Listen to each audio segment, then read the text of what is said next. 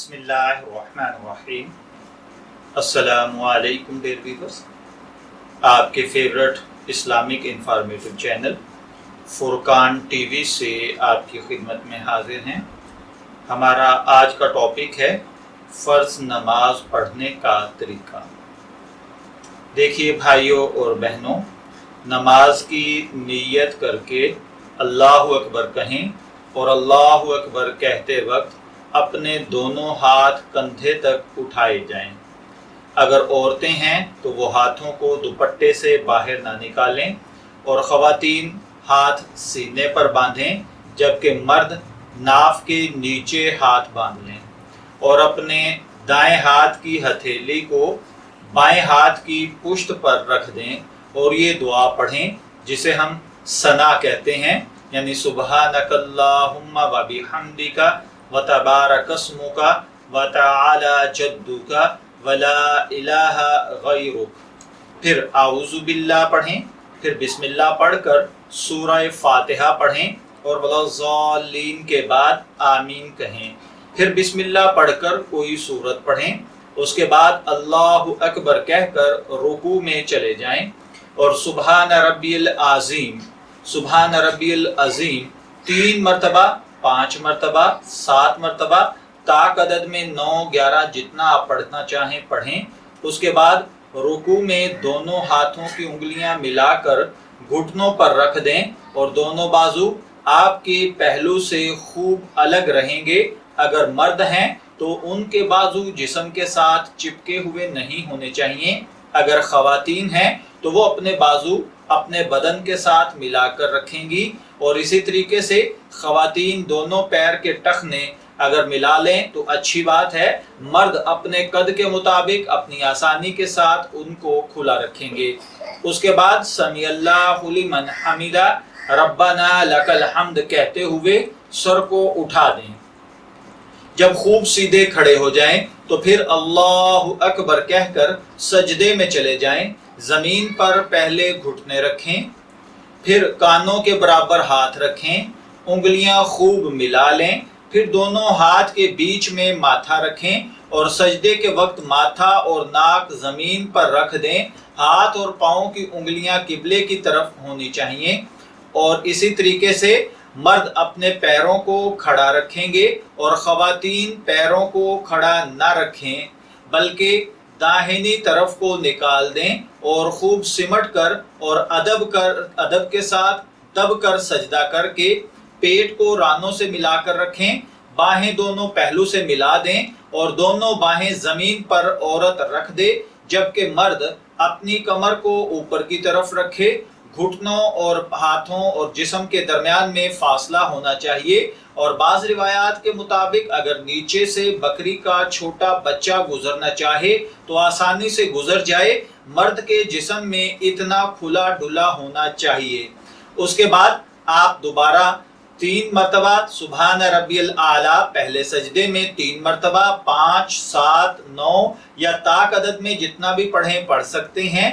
اس کے بعد آپ اللہ اکبر کہہ کر اٹھ کر بیٹھ جائیں، اور اس کے بعد آپ دوبارہ اللہ اکبر کہہ کر دوسرے سجدے میں چلے جائیں، اور دوسرے سجدے میں بھی آپ یہی ترتیب جو پہلے رکھی تھی وہی رکھیں گے۔ اس کے بعد آپ کھڑے ہو جائیں، پھر بسم اللہ کہہ کر سورہ فاتحہ اور اس کے بعد کوئی دوسری سورہ پڑھ کر دوسری رکعت اسی طرح پوری کریں۔ جب دوسرا سجدہ کر چکیں تو آپ بائیں طرف خواتین پاؤں نکالیں گی، جبکہ مرد دائیں پاؤں کو کھڑا رکھتے ہوئے بائیں پاؤں پر بیٹھیں اور اپنے دونوں ہاتھ اپنی ٹانگوں کے اوپر رکھ لیں، اپنی رانوں پر رکھیں، انگلیاں خوب ملا کر رکھیں۔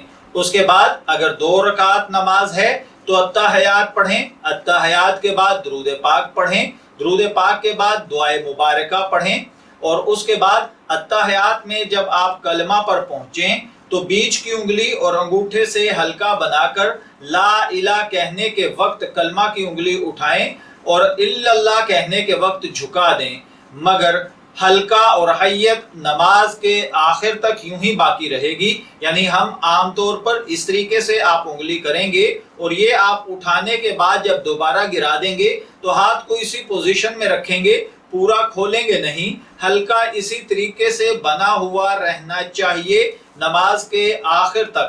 اگر 2 رکعت ہے، اگر چوتھی رکعت ہے تو چوتھی رکعت کے لیے یعنی اگر 4 رکعت کی نماز فرض ہے تو پھر آپ اتحیات کے بعد کھڑے ہو جائیں گے اور تیسری رکعت پڑھیں گے۔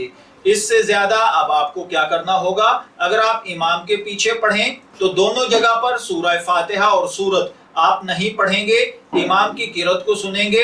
نماز کوئی بھی ہو، نماز فجر، ظہر، عصر، مغرب، عشاء، کوئی بھی نماز ہو، امام کے پیچھے تلاوت نہیں کی جاتی، خاموشی کے ساتھ سنا جاتا ہے۔ اب آپ تیسری رکعت کے لیے جب کھڑے ہوں گے تو پھر آپ اللہ اکبر کہہ کر کھڑے ہو جائیں اور 2 رکعتیں فرض نماز میں اس طریقے سے پڑھیں گے کہ اب سورہ فاتحہ کے بعد آگے آپ کوئی سورت نہیں ملائیں گے۔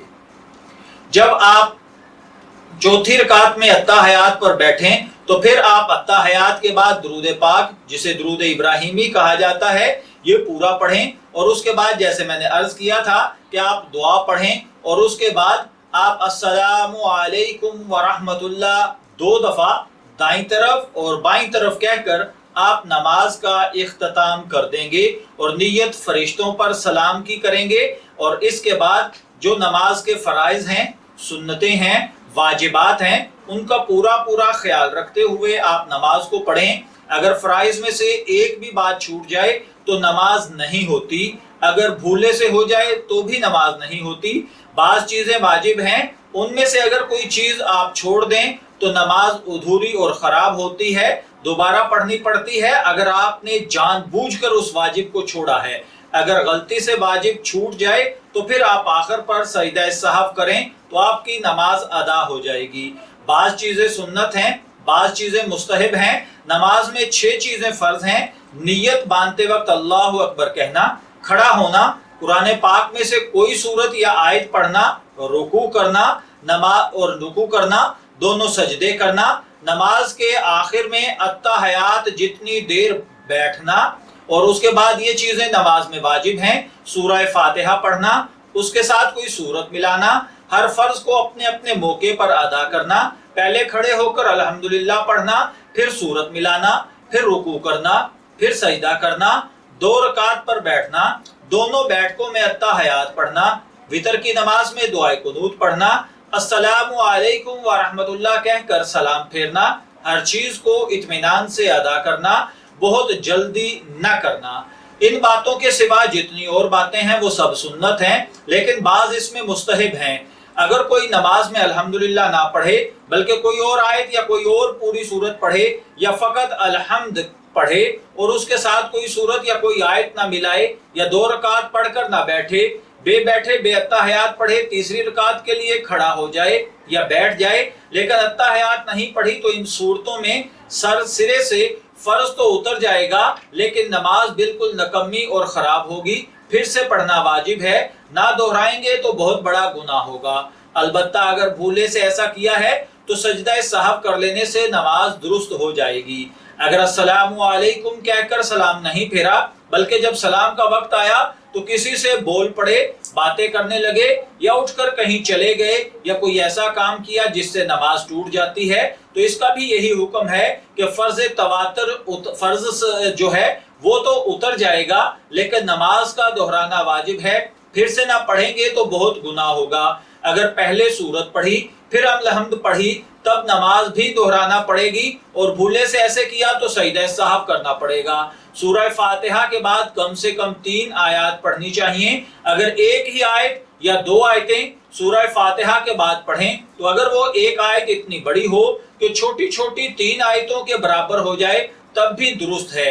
اگر کوئی رکوع سے کھڑا ہو کر سمی اللہ لمن